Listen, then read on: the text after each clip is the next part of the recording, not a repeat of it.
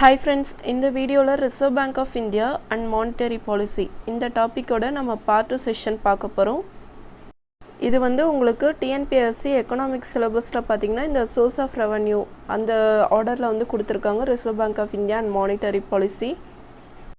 இதில் நம்ம already model question பேப்பரில் இருக்கிற 9 கொஸ்டின்ஸ் பார்த்துட்டோம். ரிமைனிங் ஒரு 8 கொஸ்டின்ஸ் இருக்குது. ஸோ அந்த கொஸ்டின்ஸ் தான் இந்த வீடியோவில் பார்க்க போகிறோம். ஸோ இந்த கொஸ்டின் பேப்பர் 2020 கொஸ்டின் பேப்பர் தான். Archaeological officer, which of the following is performed by the reserve bank of India?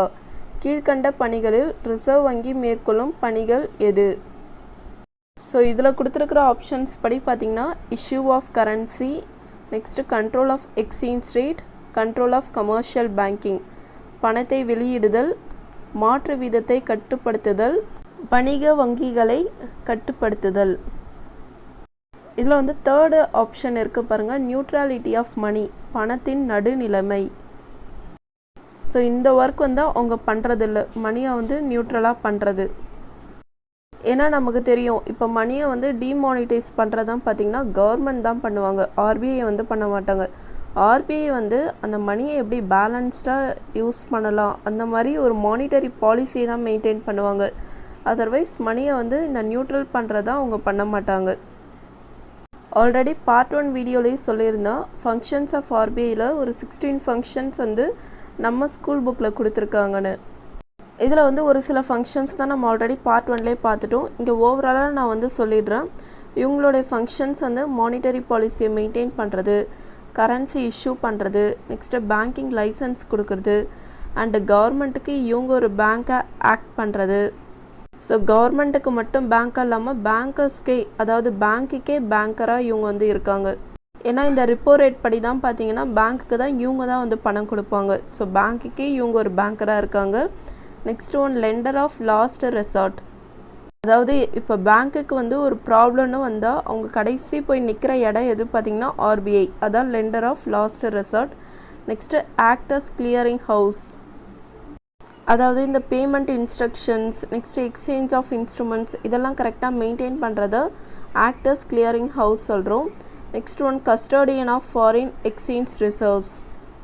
So இதை நம்ம ஃபோரெக்ஸ்னு சொல்லுவோம், அதாவது ஃபாரின் கரன்சி எல்லாம் இந்தியாவுக்கு வரும்போது அதை கரெக்டாக மெயின்டைன் பண்ணுறாங்க. இது foreign exchange management act FEMA 1999 அதுபடி தான் இவங்க பண்ணுறாங்க. நெக்ஸ்ட் ரெகுலேட்டர் ஆஃப் எக்கனாமி, அதாவது இந்த ஜிடிபி, இன்ஃப்ளேஷன் இதெல்லாம் கரெக்டாக இவங்க தான் மெயின்டைன் பண்ணுறாங்க. Next government securities. Next payment and settlement system act 2007 அதுபடி பார்த்திங்கன்னா இவங்க அதுக்கு ரெகுலேட்டராக இருக்காங்க. நெக்ஸ்ட்டு நிறைய டெவலப்மெண்ட் ரோல், அதாவது நிறையா அந்தந்த டேஸ்க்கு ஏற்ற மாதிரி நிறையா private sectors, public sectors, NBFCs இதெல்லாம் கொண்டு வர்றது, அதில் நிறையா ஆப்ரேஷன்ஸ் கொண்டு வர்றது, இந்த மாதிரி டெவலப்மெண்ட் ரோலும் பண்ணுறாங்க. Next publisher of monetary data and other data, exchange manager and controller, banking ombudsman scheme. இது இயர் பார்த்துக்கோங்க 1995. Next banking codes and standard boards of India. So இதெல்லாம் இவங்களுடைய ஓவரால் ஃபங்க்ஷன்ஸ். இதில் 16 இருக்குது, இதை நல்லா பார்த்துக்கோங்க. நெக்ஸ்ட் வெட்டினரி அசிஸ்டன்ட் சர்ஜியன், இதுவும் 2020 நடந்த எக்ஸாமோட கொஸ்டின் பேப்பர் தான். ஸோ இதில் ஆர்பிஐ சம்மந்தமாக என்ன கேட்டிருக்காங்க பார்க்கலாம். The instruments of monetary policy are, பண கொள்கையின் கருவிகள். இது ரிலேட்டடாக நம்ம மாடல் கொஸ்டின் பேப்பர்லேயும் ஆல்ரெடி ஒரு கொஸ்டின் பார்த்துருந்தோம். ஸோ மேட்ச் டைப்பில் பார்த்துருந்தோம். Bank rate, money, tax rate இதெல்லாம் பார்த்துருந்தோம். இதில் டேக்ஸ் ரேட் என்றது ஃபிஸ்கல் பாலிசியில் வரும், மானிட்டரி பாலிசியில் வராது. Bank rate, cash reserve ratio, repo rate, reverse repo rate இது எல்லாமே பார்த்திங்கன்னா மானிட்டரி பாலிசியில் வந்துடும், அதாவது வங்கி விகிதம், ரொக்க இருப்பு விகிதம். நெக்ஸ்ட் அசிஸ்டன்ட் செக்ஷன் ஆஃபீஸர், இதுவும் 2020 நடந்த எக்ஸாம் தான். ஸோ 2020 பார்த்திங்கன்னா ஒரு 3 எக்ஸாம்ஸ் தான் நடந்திருக்கு. எல்லாத்துலேயும் பார்த்திங்கன்னா இந்த ஆர்பிஐ சம்மந்தமாக கேட்டிருக்காங்க. The first rate worry settlement was made in Madras in the year.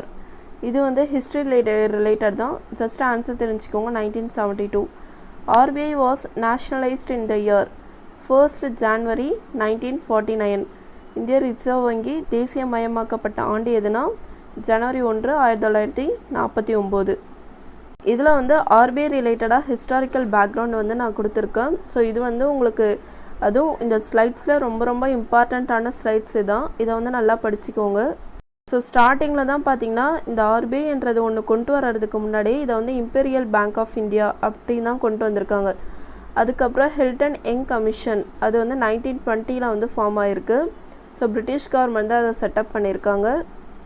அந்த கமிட்டியோட ரெக்கமெண்டேஷன் 1926 படி தான் இந்த ஆர்பிஐ ஆக்ட்ன்றது பாஸ் ஆகிருக்கு. ஸோ அதுபடி தான் பார்த்திங்கன்னா April 1, 1935 வந்து இந்த ஆர்பிஐன்றது கொண்டு வந்திருக்காங்க. ஆர்பிஐ ஆக்ட் வந்து 1934. இது வந்து ஒரு ஸ்டாட்யூட்டரி பாடி, கான்ஸ்டியூஷனல் பாடி கிடையாது. நம்ம கான்ஸ்டியூஷனில் எங்கேயுமே நம்ம ஆர்பிஐ பற்றி பேசியிருக்க மாட்டோம். பட் சட்டப்படி வந்ததுனால இதை வந்து ஸ்டாட்யூட்டரி ஸ்டேட்டஸ் வந்து நம்ம கொடுத்துருக்கோம். இதை வந்து வறுமையை போக்குறதுக்காக எல்லா இடத்துலையும் கொண்டு போனோன்றதுனால தான் இதை வந்து நேஷ்னலைஸ் பண்ணாங்க. ஸோ நேஷ்னலைஸ்டு பார்த்திங்கன்னா January 1, 1949. ஸ்டார்டிங்கில் பார்த்திங்கன்னா ஆர்பிஐ வந்து கொல்கத்தாவில் தான் இருந்திருக்கு. அதுக்கப்புறம் 1937 தான் இதை வந்து மும்பைக்கு வந்து ஷிஃப்ட் பண்ணியிருக்காங்க. அண்ட் ஆர்பிஐயோட ஃபர்ஸ்ட் கவர்னர் யாருன்னா ஆஸ்பார்ன் Smith.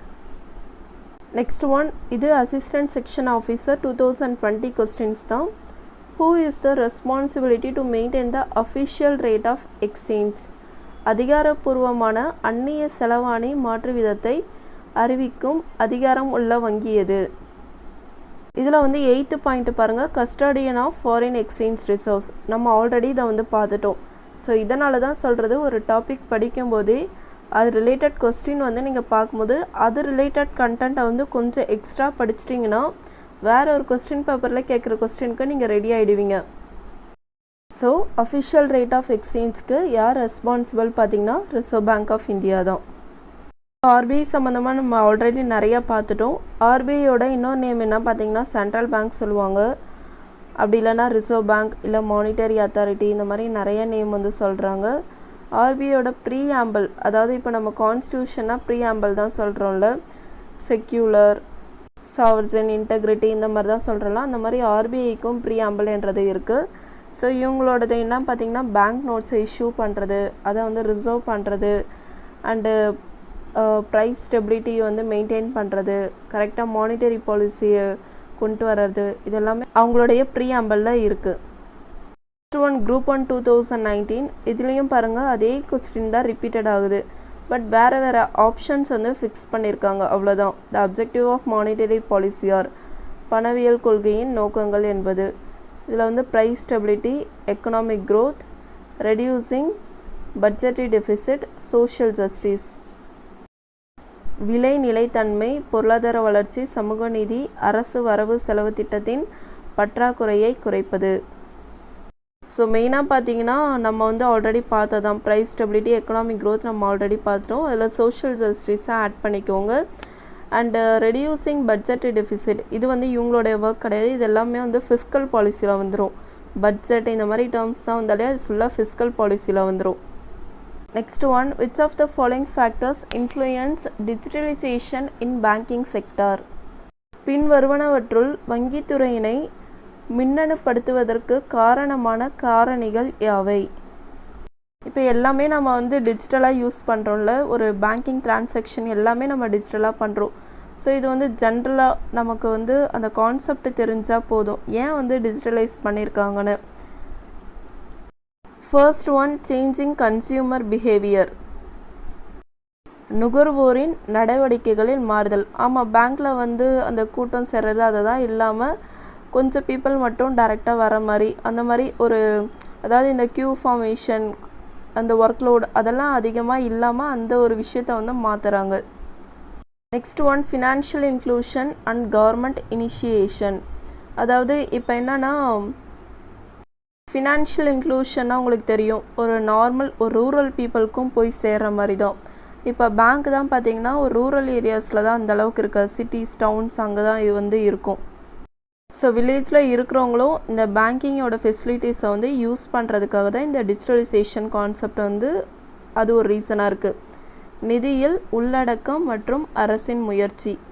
Next increased smart phone usage, அதிக அளவில் ஸ்மார்ட் கைபேசி பயன்படுத்துதல். ஸோ எனக்கு தெரிஞ்சு ஃபர்ஸ்ட் அண்ட் செகண்ட் தான் மெயின் ஆப்ஷன். தேர்டு வந்து இங்கே வந்து கரெக்டு தான் கொடுத்துருக்காங்க. ஸோ இதை வந்து ஜஸ்ட்டு தெரிஞ்சுக்கோங்க. ஸ்மார்ட் ஃபோன் யூஸ் பண்ணணுன்றதுனால டிஜிட்டலைஸ் பண்ணாங்களா எனக்கு தெரில. பட் ஃபர்ஸ்ட் அண்ட் செகண்ட் வந்து கரெக்டு. நெக்ஸ்ட் ஒன், இது வந்து குரூப் 4 2019 வந்து எடுத்த question. The objective of Jan Dhan Yojana is, Jan Dhan திட்டத்தின் குறிக்கோள். ஸோ இது வந்து அதே தான், ஃபினான்ஷியல் இன்க்ளூஷன், அனைவரையும் உள்ளடக்கிய பொருளாதார முன்னேற்றம். ஸோ ஒரு நார்மல் பீப்புளும் பேங்க் அக்கௌண்ட் ஓப்பன் பண்ணணுன்னா ஒரு 500 ருபீஸ் கிட்ட தேவைப்படும். ஸோ இதில் வந்து எப்படின்னா ஜீரோ பேங்க் அக்கௌண்ட் இருந்தால் போதும். அதாவது இதுக்காக எந்த பணமும் பே பண்ண தேவையில்ல, எல்லாருமே பேங்க் அக்கௌண்ட் வச்சுருக்கணும் என்ற ஒரு கான்செப்டுக்காக தான் ஜன்தன் யோஜனா கொண்டு வந்தாங்க. ஸோ இதுதான் ஆர்பிஐ ரிலேட்டடாக பார்ட் 1 அண்ட் பார்ட் 2 வீடியோவில் 17 கொஸ்டின்ஸ் வந்து நம்ம கவர் பண்ணியிருக்கோம். ஆர்பிஐ மட்டும் இல்லாமல் பேங்கிங் செக்டார்ஸ் ரிலேட்டடாகவும் இருக்குது. ஸோ இந்த டாபிக் வந்து கொஞ்சம் இம்பார்ட்டன்ட் தான். நீங்கள் வந்து இந்த கொஸ்டின்ஸை நல்லா தரவாக படிச்சுட்டு இதில் கொடுத்துருக்கிற கண்டென்ட்டை நல்லா பார்த்தீங்கனாலே மேக்ஸிமம் போதும். ஏன்னா ஸ்கூல் புக்ஸில் இருக்கதா மேக்ஸிமம் கவர் பண்ணி கொடுத்தாச்சு. இதை நல்லா தரவாக படிச்சுக்கோங்க. பிடிஎஃப் டிஸ்கிரிப்ஷனில் இருக்க, நீங்கள் டவுன்லோட் பண்ணிக்கலாம். இந்த வீடியோ உங்களுக்கு யூஸ்ஃபுல்லாக இருந்தால் லைக் பண்ணுங்கள் அண்ட் உங்கள் ஃப்ரெண்ட்ஸ்க்கும் ஷேர் பண்ணுங்கள் அண்ட் உங்களுடைய வேல்யூபிள் கமெண்ட்ஸ் தாங்க. அண்ட் மறக்காமல் ஸ்மார்ட் ஐடியாஸ் சேனலை வந்து சப்ஸ்கிரைப் பண்ணுங்கள். சப்ஸ்கிரைப் பண்ணால் தான் நாங்கள் அப்லோட் பண்ணுற வீடியோஸ் உங்களுக்கு கிடைக்கும். தேங்க்யூ.